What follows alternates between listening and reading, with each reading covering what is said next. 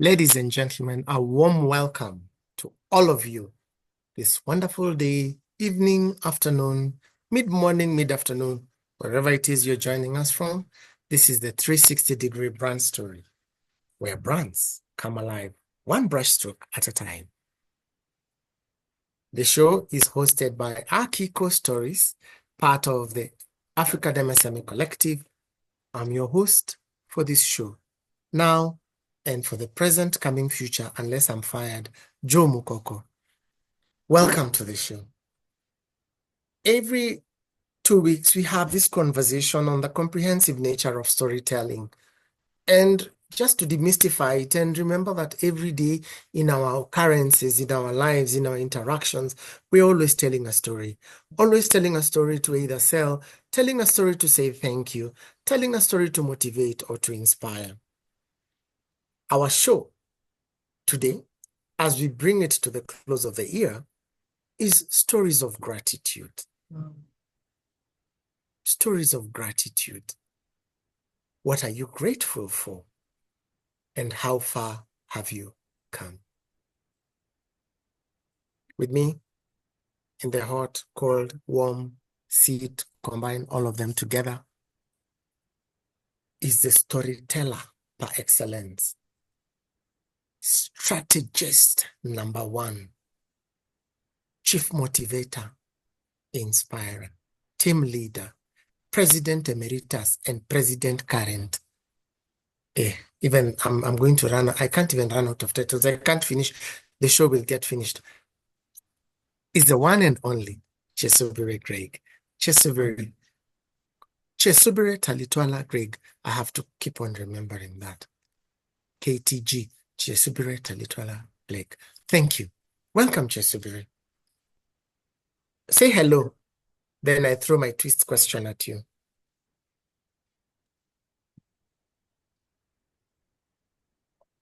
You must know I will always do exactly as instructed. Oh, amazing. How are you? How has your year been? I think 2024 has been one of the most turbulent, mind-shifting years, but also a very good year because I've gained a lot of clarity and a lot of stillness. You know, in life, many of us are just running. It's like we are in a marathon trying to catch up with everybody else. But the challenges of 2024 have stilled me. So I'm seeing less in physical events. Just because I realized as business owners, sometimes we're just running, and we're not implementing. And so it's been the year of implementation. It's been the year of taking stock. What did we say we would do? Have we done it yet? No. Okay. So we're not making another promise to anyone until we do this thing. So it's been very settling, but very unsettling at the same time. But it's been a really good year, really good year. Back to you. Oh, thank you. I like that you're even smiling. There's a twinkle in your eyes as you speak. Really loved 2024. It's been rough, but I've really loved it. Good. And I'm happy for you, and I'm glad for you, and I'm excited. Your eyes are actually twinkling, dancing, and there's a permanent smile on your face. Thank you very much.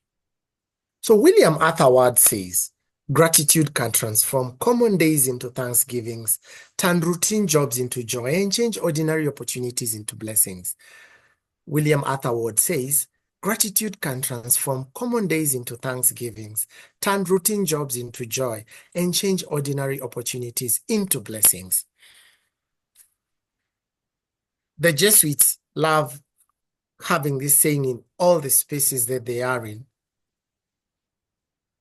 Today builds on tomorrow, and today means we have to be present. Now, when we are being told that gratitude can transform common days into thanksgivings, what would be a definition of gratitude from where you're sitting, standing, chilling, relaxing? So from where I sit, gratitude is a very simple thing. It's the ability to be thankful, in the situation you're in. You see, many of us think gratitude is about when good things happen only. That's just one dimension of it. But the truth of gratitude is the ability to be thankful. So even in difficult circumstances, I remember in the last few years, I've learned even when somebody passes, it's an opportunity to be thankful. Yes, we are experiencing grief, but this person has lived their life. They have accomplished their task. They have set the goal. They have poured into us to the fullness of who they are. And now they have handed the mantle to us and they've gone on to eternity or to wherever it is they've gone on to. So the last few years have taught me that gratitude has very little to do with the good, only the good things. It's about the capacity to look at everything in life and be grateful. And I'll tell a story. Here we laugh about how many businesses we've run. And there's one business that I closed a few years ago. And then this year I was sitting with one of my mentors and she said, when you close this business, you lost your brand. And it's true because I had built a very strong brand. I'd done that business for 17 years. And she asked why. And I said, because I was tired. But what closing that business did, and this year really helped, that conversation really helped me appreciate it. It taught me that I cannot build alone. So in that moment, even as I was like, oh my God, I lost capacity to generate income because we were doing really well. But, you wake up one day and you're done. You can't. So it's taken me about 8 years to be in the place that I can even think of doing that business again or doing things related to that business. But when I look back, and this year was really pivotal for that, I realized that the mistakes I've made, and the mistake I'd made was I thought I was Superwoman, and I didn't want to be disappointed, but I disappointed myself. So what it taught me to do is then build partnerships, build communities. And so that instance, in a roundabout way, gave birth to African MSME Collective. Because I've been thinking, you and I have been thinking independently about doing things like what we're doing at AMC. But when I sat and I thought about that instance, I'm like, with the magnitude of this thing, I'm not building alone, So it's really been the learning to be thankful for everything, the good, the bad, the ugly, and everything in between. So then that flips how you live your life because you're no longer living from the perspective of, oh, if Job sends me the money, I'll be happy. You live from the perspective of, oh, he didn't send, okay, I'm a little miffed about it, but I'm grateful that I still have the opportunity, or I'm glad I can still look forward to getting that tomorrow and the next day and things like that. So it just flips how your mind works. Yeah. I like that. Flipping your mind. Mm-hmm. Ability to be thankful in the present. Capacity to look at life and be grateful. That therefore means there are steps that we can follow to get to tell our gratitude stories.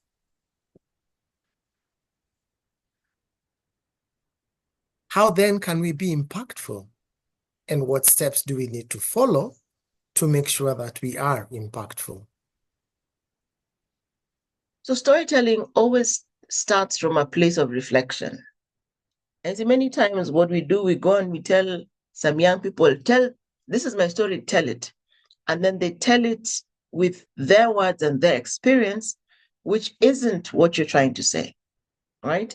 So if I'm going to give you the brief on how to tell my gratitude story, I must first sit and reflect. So the first place is reflection. And when you're doing reflection, there are about 5 things I want to look at. So the first thing you do is you look at the context. What are we doing? Where have we been? What are we going through? What is the world around us like currently? Okay. So you look at your context.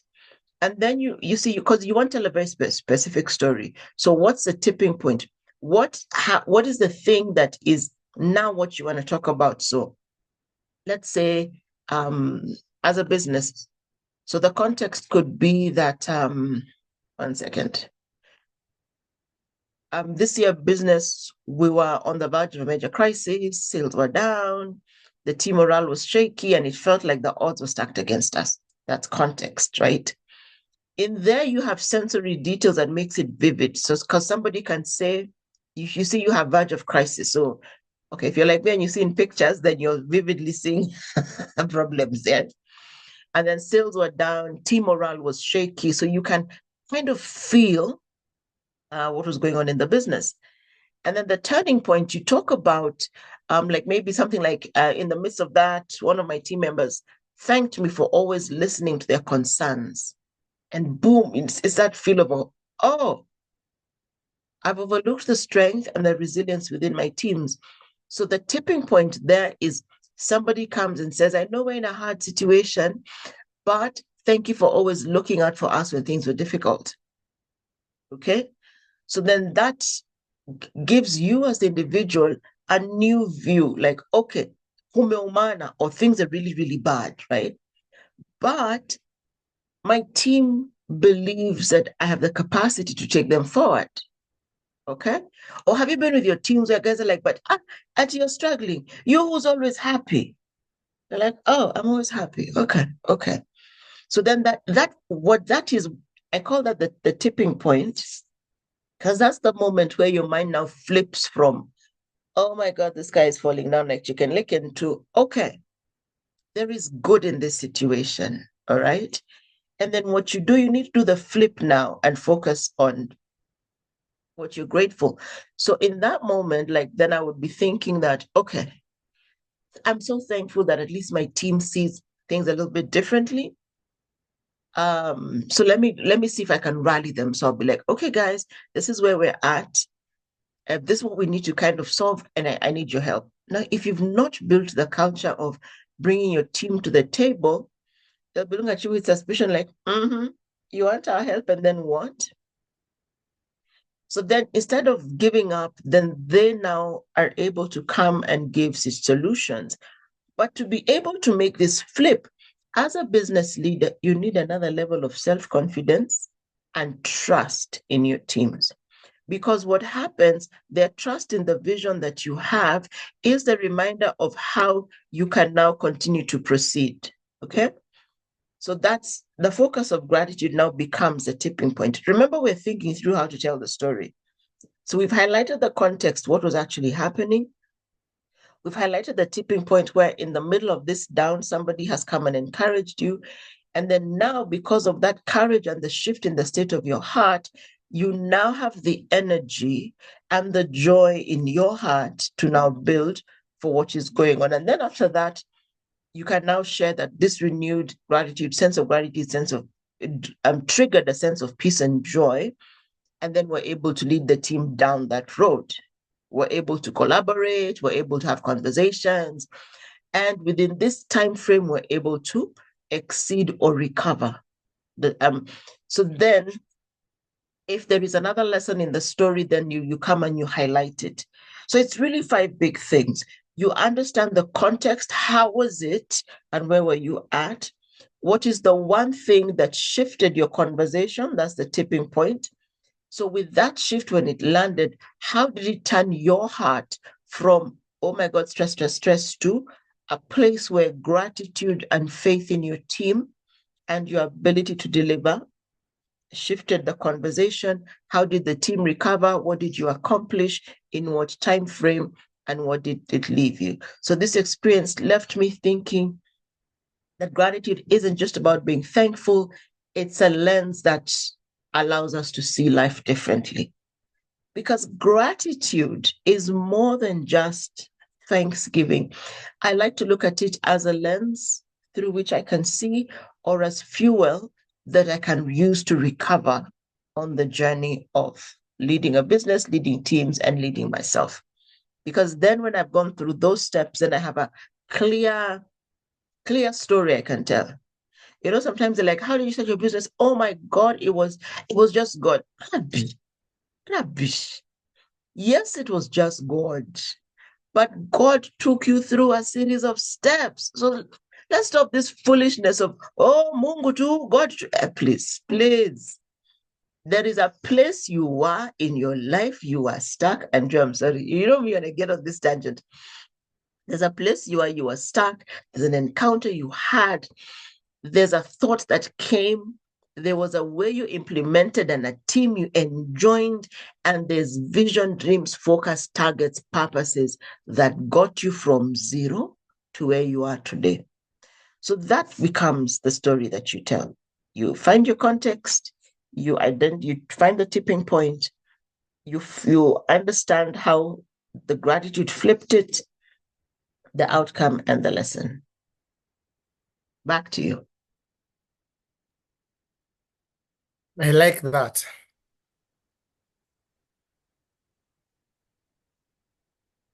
How you tipped it, the outcome and the lesson. And don't just say it is God. That has very interesting. It goes back to what we talked about, that our lives are stories and we have to be able to tell our narratives. And if we don't share our narratives first, then our narratives will be shared for us, and they might be shared in a way that will not portray what we wanted to communicate. That's what I've gathered from what you have said, that it's important for us to keep a focus on our journey and where we are going. Now, having said that and having looked at it,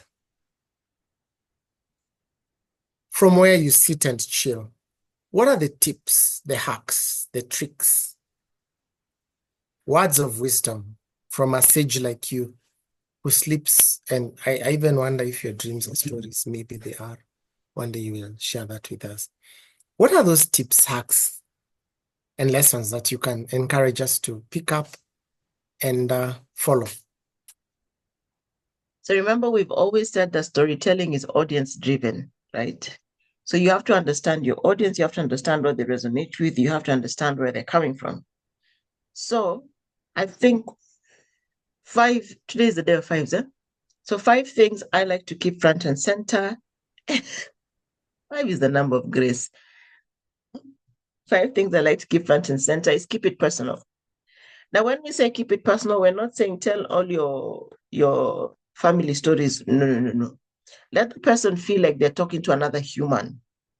Okay, so keep it personal. Personal in the sense that it connects and it's authentic.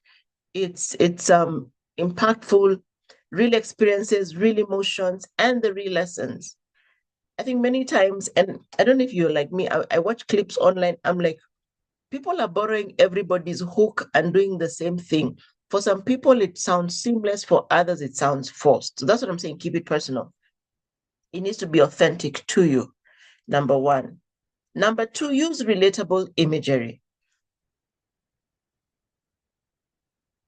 So relatable imagery is that the person on the other end understands the example used. So for instance, I would not be talking to a child about a hydroelectric pump.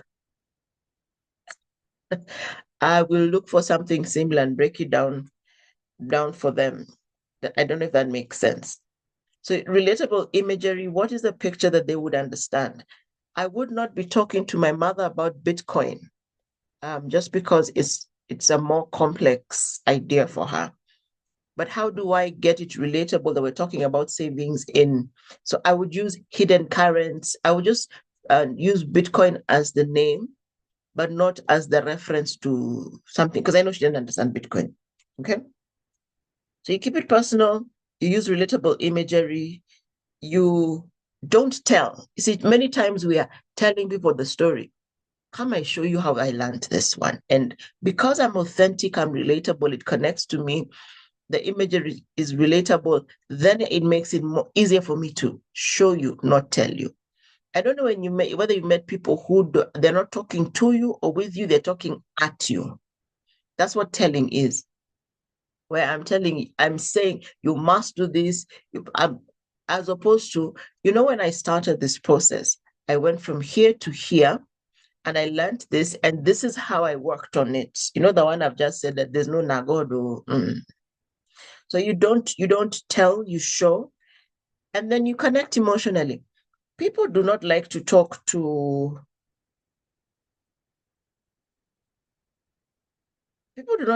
emotionless things. We don't want to talk to cardboard. We don't want to talk to statues. We want to feel that the person on the other end is hearing, is responding. There are spaces for connection. So connect emotionally means, I don't know if you've found people who in their storytelling, they're like, you get, right? Or are we together to pamoja? Or they ask a question and then they pause. And they're like, you know that you're supposed to answer that question, right? So then it gives me room to feel you, to understand where you're from, to feel like there is space for me, room for me. There's that gap where I can fit in and I'm normal, my issues are meetable, and somebody can carry me along with them. So that's connect emotionally. And finally, be engaging. Be fun, tell jokes, tell stories. But remember, you are driven by your audience. You are completely driven by your audience because it's about them. It's not about you, unfortunately. It's about them. Back to you, Joe.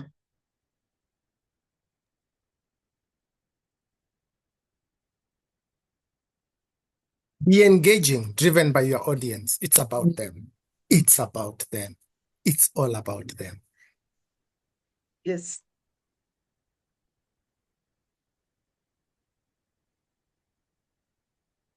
Using the pause. It's all about them. Thank you, Chisubiri, for those handy, practical tips. At the beginning of the conversation, you told us how your year has been and the distance that you've come. Mhm. And remember the saying that we had about thankful for today, even as we leverage on our experiences and our learnings, and we are engaging with our audience because it's all about them. What has been your takeaway from all those experiences you had? Something that as you sit today, you're grateful for as the year draws to a close, that this one particular story, if I had not narrated it, then I would not have onboarded more people. I have one particular story. You have one or two? Did I hear right? Me? Huh? I think for me, let me say No, let's stick to one the one thing so that that they can look for you and pay to hear the rest. it's so this is cross-cutting. The one thing that has made a difference for me this year is consistently sharing my thoughts. Remember, I told you I learned that unless I apply, I have no business going to another one. So that particular lesson, what it's done for me is that every time, and I think you've seen the trend, every time I attend a meeting, I will do my reflections, and then I'll ensure that over time, AMC and Akiko will get their reflections on the same thing. Because every space I go into, I'm deliberately choosing where I go. So I'm not just anymore, there's an event, let's go. What is the event? Who's in the room? What can I learn? Does it apply to any of the things I do? And I do many things. So it needs to apply to AMC or Akiko or to our youth programs and our youth engagement, teen engagements. It needs to apply to something. So what I'm learning to do in those spaces is to actually draw lessons and then share lessons. Too many of us say, it was such a pleasure to be in this conference. It was such a pleasure to go for this meeting. So what we're doing floss mode. We're showing if you didn't know I was here. And I'm guilty. I used to do that. But then I realized when I began meeting the people who follow me, they began saying, we follow you because you have such interesting perspectives. So they're not following me for my floss mode or for my personal feel good. They're following me because they learn from what I put out. So then, if the stuff I put out in the weird way I see life is useful, then I must be deliberate. And this is what has flipped me. I must be deliberate to go into spaces that would add value to my community. And if I go into a space that adds no value, you will not see me talk about it. What that has done for me also, it has helped me. And I was telling some of my co-workers in the teens ministry I work in, it limits now the places I go. Because if it doesn't add value to the vision of my life and the plan where I'm going, I'm not going. Now, don't get me wrong, Joe. I have rest plugged into my life. Like last week, we took a whole day off and went sightseeing in Nairobi with friends. It was physically draining, but my soul was so enriched after that. So that's the one thing that has happened, consistently sharing the things I'm learning with others. Now, let me say it, I don't share everything I learn. I share top layer. So those who want to get the deep dive now have to come into the sessions we run, into the master classes and the masterminds we'll start doing next year. But what it has helped me do is just clarify and then make sure that every week, every day, I share one conversation or a series of lessons.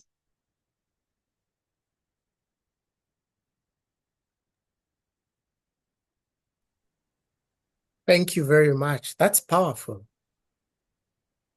And I was listening to you, it reminded me of this quote by a gentleman called Robert Brath, who says, gratitude and attitude are not challenges, they are choices. We have to make deliberate choices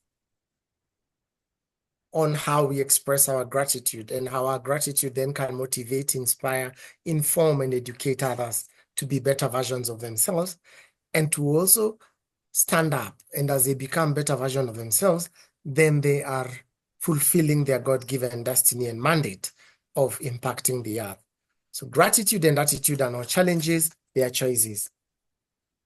So keep it personal, use relatable imagery, connect emotionally, be engaging and driven by your audience. It's all about your audience. They have to relate with you and work with you.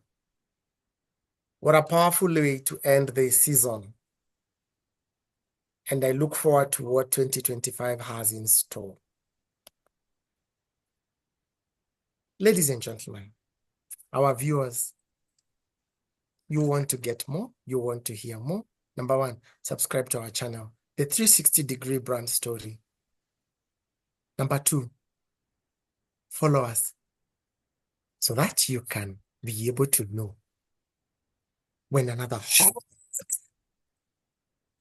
tip session is coming through, and also get help professionally to help you crystallize what it is you would like to do and where you would like to go.